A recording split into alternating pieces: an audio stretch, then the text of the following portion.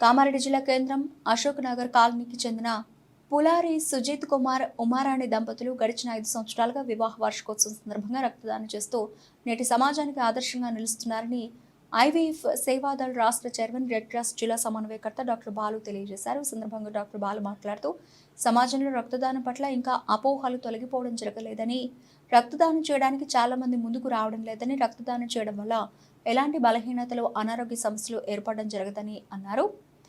సంవత్సరానికి ఆరోగ్యవంతమైన వ్యక్తులు 4 సార్లు రక్తదానం చేయవచ్చని, రక్తదానం చేసిన తర్వాత 28 రోజుల్లోపుగా తిరిగి మన శరీరంలో ఆ రక్తం రావడం జరుగుతుందన్నారు. గడిచిన 5 సంవత్సరాలుగా వివాహ వార్షికోత్సవం సందర్భంగా రక్తదానం చేస్తూ ఆదర్శంగా నిలిచిన సుజిత్ కుమార్ ఉమారాణి దంపతులకు ఐవీఎఫ్ జాతీయ వర్కింగ్ ప్రెసిడెంట్ ఉపల్ శ్రీనివాస్ గుప్తా తరఫున అభినందనలు తెలియజేశారు. ఈ కార్యక్రమంలో కేబీఎస్ రక్తనిధి ప్రతినిధులు జీవన్, వెంకటేష్, సంతోష్ పాల్గొనడం జరిగింది.